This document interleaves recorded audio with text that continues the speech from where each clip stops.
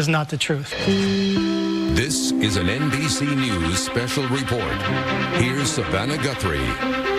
Hi, everybody. 9:14 on the East Coast and 7:14 in Utah, where the FBI and local officials are about to give an update on the investigation into yesterday's shocking assassination of Charlie Kirk. Let's listen in. Freedoms of this country. And instead, we find ourselves today hunting a murderer who chose to violate our rights, the rights of an individual within this country. Just to recap yesterday's events, at around 12:20 p.m., political influencer Charlie Kirk was at Utah Valley University participating in a student-sponsored event with Turning Point USA. Charlie was shot at that event. He was transported to a local hospital where he later passed. Last night, his body was moved to the state office of the medical examiner. We will continue to facilitate movements to get him home today and with his family. Yesterday, during the investigative process, we located a couple of persons of interest. We interviewed those individuals, and after releasing them and after clearing them of being suspects, they faced scrutiny. They faced threats. We asked the public to be patient with the investigative process. These individuals were not suspects. They were people of interest. We ask that you do not impose into those people and that investigative process. They don't deserve that harassment for being subject to that. I'd like to thank all the investigators that are involved in this. They have worked around the clock. All day yesterday, through the night last night, investigators from the State Bureau of Investigations, from county, from city agencies, the university, our federal partners with the FBI, the ATF, and many others. Those are just a few of the people that we have involved in this. I'd like to thank all of them for their strong work. Through all that work last night, we were able to make a few breakthroughs. We were able to track the movements of the shooter. Starting at 11:52 a.m., this subject arrived on campus, shortly away from campus. We have tracked his movements onto the campus, through the stairwells, up to the roof, across the roof to a shooting location. After the shooting, we were able to track his movements as he moved to the other side of the building, jumped off of the building, and fled off of the campus and into a neighborhood. Our investigators have worked through those neighborhoods, contacting anybody they can with doorbell cameras, witnesses, and have thoroughly worked through those communities, trying to identify any leads. We do have good video footage of this individual. We are not going to release that at this time. We are working through some technologies and some ways to identify this individual. If we are unsuccessful, we will reach out to you as the media and we will push that publicly to help us identify them. But we are confident in our abilities right now, and we would like to move forward in a manner that keeps everyone safe and moves this process appropriately. Last night I communicated with Erica. That family's devastated. As a commissioner of public safety, as a father, as a husband, I can only imagine what that family's going through. The heinous event that happened yesterday is not Utah. This is not what we're known for. Over the past several weeks, we've seen this state come together to help families in mourning, come together as a community to show what Utah is known for a state of character, of service, of camaraderie, of a neighboring feel. We will not stand for what happened yesterday. We are exhausting every lead. We have every officer invested in this, every investigator, every local agency. The outpouring of support from the law enforcement community has been astounding. We are investing everything we have into this, and we will catch this individual. Having walked through the crime scene, through the hallways of this school, through the classrooms, I can't imagine what the people on scene felt as well. A horrific event where some of them barricaded in classrooms, some of them ran in fear. can't overstate the tragedy and the horrific event that yesterday was, and how we will work to bring to justice the actions of one individual or any other individuals that assisted in that.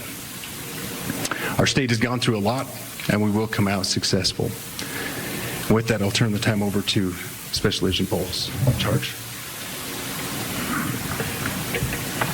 Good morning. My name is Robert Bowles, and I am the Special Agent in charge of the Salt Lake Field Office. Following yesterday's tragic shooting of Charlie Kirk, FBI agents have been working around the clock in coordination with our law enforcement partners. We are and will continue to work nonstop until we find the person that has committed this heinous crime and find out why they did it. This morning I can tell you that we have recovered what we believe is the weapon that was used in yesterday's shooting. It is a high-powered bolt-action rifle. That rifle was recovered in a wooded area where the shooter had fled. The FBI laboratory will be analyzing this weapon. Investigators have also collected footwear impression, a palm print, and forearm imprints for analysis. Now, I understand there are a lot of questions about motive. I assure you that all leads, tips are being fully investigated. As of this morning, we have received more than 130 tips.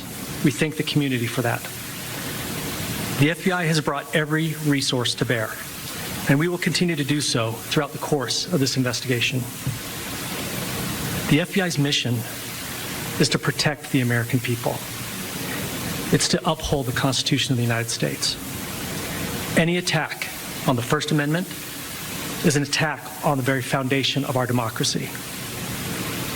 That is why we will relentlessly pursue this case and the shooter until we find him. We also continue to grieve with the family and the community. It's our community. If you have any video or images from the shooting, we ask you to please submit them to our digital media tip website at www.fbi.gov/Utah Valley Shooting. You can also call the FBI at 1-800-CALL-FBI. We truly rely on the public's help in these types of cases, and no tip is too small or insignificant. Thank you.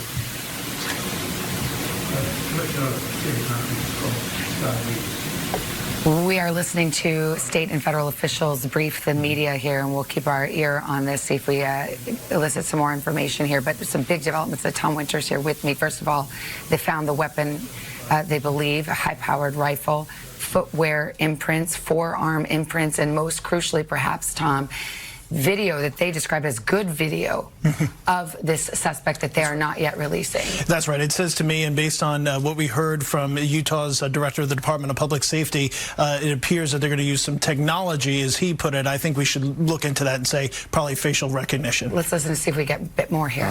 We're not releasing many details right now, and we will soon. But right now we're not. But that individual appears to be of college age. We are confident in our abilities to track that individual. If we're unsuccessful in identifying them immediately, we will reach out for the public's help and the media's help in pushing those photos. That was a new development overnight, working through the night, studying those cameras. So that's something that's new and that we're working through right now. As far as the security, I cannot speak to that. Neither the Department of Public Safety nor the Federal Bureau of Investigation was involved in the planning or security of this event, and that'll have to be a question later for other agencies. I wanted to ask you, you mentioned that you found the gun in a wooded area. Do you believe that the suspect could be hiding in the woods, and is that suspect possibly still in this area? So that's a good question, and it's a question that goes to the safety of the community, right? No, not in those woods. We've walked through those woods and secured it. As to the community, I can tell you that this was a targeted event. We don't believe that the community is at risk. However, we are exhausting every resource to find him, and we will do so. with the BBC. From the images you have, can you see clearly the suspect's face? You say he was college age. Do you believe he was from this university? And how far do you think he may have gone in this time? So I can't comment specifically on his face or any details such as that, as it's continuing to be a part of the investigation. And again, we'll release that shortly. However, we're doing everything we can to find him, and we're not sure how far he has gone yet, but we will do our best. But you have a clear image of his face? We have images of the suspect. Can you trace the bump's owner? That you've been able to recover, do you believe you know who this person is, the person that you're looking for? Again, as part of the investigation, we're not releasing any details such as that right now. We are exhausting all of our resources to be able to collect those, but that's, again, part of the investigation. Have you been able to trace back the owner of the gun? You said you found the weapon. Have you been able to trace back the owner of that weapon? We are working on that, but again, part of the investigation that I can't release. There's been a lot of turnover at the FBI. Do you think that's impacting the... Not at all. We've got complete and total support from everyone, from the director on down, and it's been an incredible supportive environment so far. Are tweets like the one yesterday useful, though, where we announced that there's a suspect? All I can say is that we're working the investigation the best we have with the environment we're given. So thank you. That's all the questions for right now. Thank you, everybody. All right, so a lot of revelations there from the officials in Utah briefing on the assassination of Charlie Kirk, conservative commentator. The biggest point to note is that the suspect is still at large. However, Tom Winter, who joins me now, they've got some pretty big leads. These are major developments. They've got what they consider to be good visual of the suspect in terms of some kind of surveillance video and the weapon. And that potentially could be a big lead in terms of identifying. 100%. This isn't somebody that phoned in and said, well, I might have a relative, somebody's missing. All that information can be helpful. This is derived by evidence. So a couple of key things here right now. They've found the weapon that they believe is responsible for this, that the shooter used. So that could be used to trace back to who purchased that. Is it in fact the shooter themselves or other information that can be helpful with respect to tracing that? You know that individual no longer has that rifle. That's also important information to know. The big thing is backing it up. They have a timeline. They know when this person got on campus. They're able to track this individual, according to officials there, through the stairwells, up onto the roof. They know he jumped off of the roof and started to flee into a neighborhood. And they mentioned there the ring cameras. That every house now kind of has some sort of a camera or surveillance thing, and typically to track who's at your front door, who's dropping off packages. But it can be key, and we've seen this time and again in investigations over the last year, 18 months, where that type of what's called a video canvas, going literally door to door, shoe leather detective work, can find images, and you can really track where somebody is. They said good images. They did not answer whether or not they have a shot of his face, but then they mentioned technology, Savannah, as we were discussing earlier. Sure sounds like they want to use some facial recognition and other tools to try to be able to find this person before they do anything else. And what they didn't say is that whether or not they know or have a good guess as to the identity of this individual, they're clearly not going to tell the public at this point as they're working this case. NBC's Morgan Chesky at the scene of Utah Valley University is seeing that of college students shaken, the school closed for the rest of the week, and yet the officials are saying it's not considered a threat to the community because this is a targeted attack, Morgan. Yeah, Savannah, they're calling it a targeted attack, and they say that right now they don't believe this community at large is at risk from that shooter that opened fire just yesterday at, again, 12:20. And I think what's so striking here, Savannah, is the fact that we can now piece together this timeline somewhat. He arrived on campus at 11:52 a.m. A student I spoke to last night, Savannah, said that this amphitheater where Kirk was shot was just on the other side of this building behind me.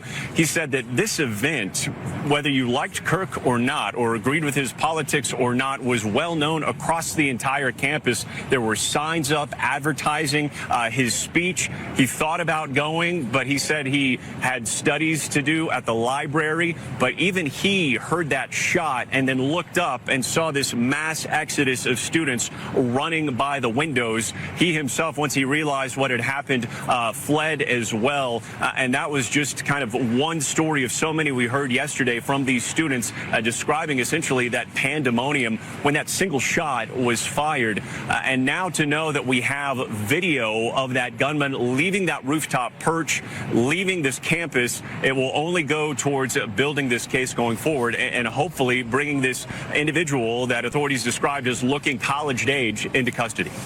Morgan, thank you very much. I know you'll be right there on campus waiting other updates. I would turn to you, Tom, as we close here, because this was a shot taken from a distance of about 200 yards, a high-powered rifle, we now know.